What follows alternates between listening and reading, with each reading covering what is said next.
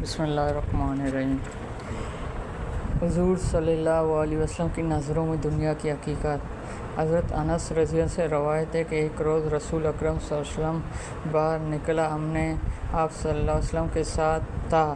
آپ صلی اللہ علیہ وسلم نے ایک مکان پر ایک بلند قبہ دیکھا اور حقیر کی لہجے میں فرمایا، کیا یہ گنبد؟ صحابہ رضی اللہ عنہ نے عرض کیا، یہ فلاں انصاری نے بنایا ہے۔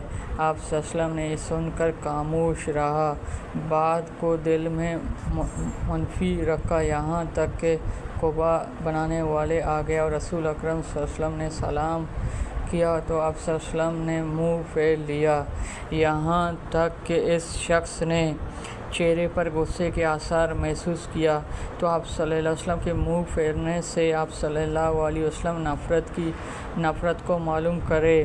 صحابہ نے شکایت کی اور کہا، خدا کی قسم، میں رسول اکرم صلی اللہ علیہ وسلم کو اپنے آپ سے غضب پایا ہوا ہے۔ صحابہ رضی اللہ تعالیٰ نے کہا کہ نبی اکرم صلی اللہ علیہ وسلم آدھے تشریف لائے ہوئے تیری قبہ کو دیکھا اور غضبناک ہوا۔ وہ شخص قبہ کی طرح گیا، اس کو گرایا، زمین کی برابر کر دیا۔ پھر اس واقعہ کے بعد ایک روز نبی اکرم صلی اللہ علیہ وسلم تشریف لے گیا، قبہ کو ناپا کر فرمایا، او گنبد کیا ہو گیا؟ صحابہ نے عرض کیا، او قبہ بنانے والے، ہم سے نفرت کی شکایت کی، ہم نے اس واقعے سے آگے کر دیا، پس اس نے قبہ کو ڈھیر دیا۔ آپ صلی اللہ علیہ وسلم نے ارشاد فرمایا، خبردار، ہر عمارت اس کے بنانے والے پر وبال ہے، یعنی موجب عذاب ہے، مگر وہ عمارت جس سے چارہ نہ ہو، یعنی جس بغیر زندگی گزارا ناممکن ہے۔ عمارت بنانا جو ضرورت سے زیادہ ہو کر آخرت کے لیے وبال ہے۔ یہاں جس قبہ کا ذکر ہے وہ دراصل ضرورت زندگی سے زیادہ تھا۔ نبی اکرم صلی اللہ علیہ وسلم اپنے صحابہ کے لیے امور کو کب پسند فرما سکتا تھے جو ان کی بلند مرتبہ فی دین کی منافی ہو۔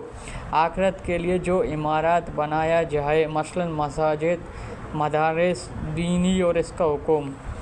حضرت ابو عاصم بن عتیق رضی اللہ سے روایت ہے کہ مجھے وصیت کرتے ہوئے رسول اکرم صلی اللہ علیہ وسلم نے فرمایا، تم امور دنیا میں سے تیری ایک خادم خدا کی راہ میں سوار ہونے کے لیے ایک سواری کافی ہے۔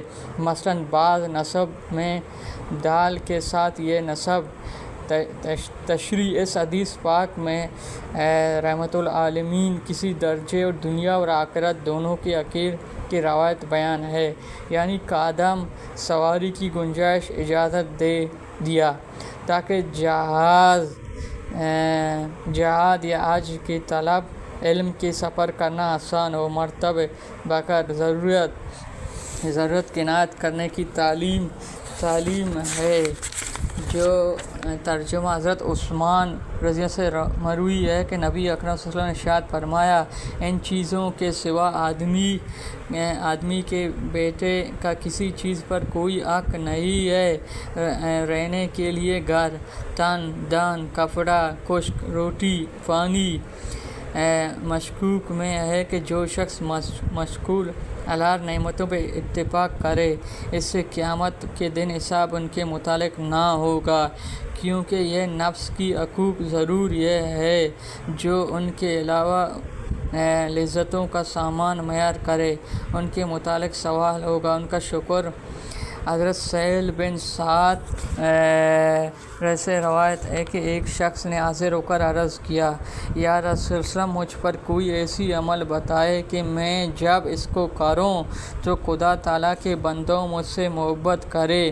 آپ صلی اللہ علیہ وسلم نے فرمایا کہ دنیا کی طرح رغبت نہ کرو، خدا تجھ سے محبت اور اس چیز کا خواہش نہ کرو جو لوگ کے پاس ہے، یعنی جاہ، دولت، لوگ تجھ سے محبت کرے گا۔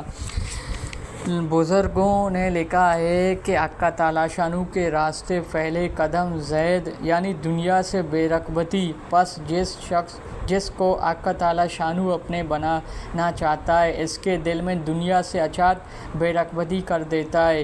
اس کا مطلب یہ نہیں ہے دنیا کو ترک کر دیتا ہے، بلکہ مطلب یہ ہے کہ دنیا اس کے گرے پیش ہو، اس کے دل میں نہیں ہوتا ہے، دل اللہ کی خاص کر دیتا ہے۔ ایک بزرگ فرمایا کہ ایمان کے نام اللہ کو دل دینا اور اسلام نام ہے۔ اللہ تعالیٰ جسم دینا یعنی جسم کو احکام شروع تابعین کر دیتا ہے۔ جو اللہ کا خاص ہو جاتا ہے وہ لوگ جا دولت بے پرواہ ہو جاتا ہے، جس کی سبق محبوب خالق ہو جاتا ہے۔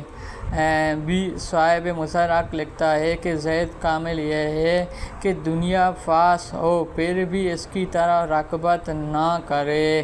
حضرت علامہ عبداللہ بن مبارک رحمہ اللہ کسی نے کہا کہ آپ نے فرمایا کہ میں زاہد نہیں ہوں۔ زاہد تو حضرت عمر بن عبدالعزیز تھا، دنیا ان کے پاس چلا آتے تھے اور دنیا کو منہ نہ لگاتے، ہم کس چیز کا زاہد کریں؟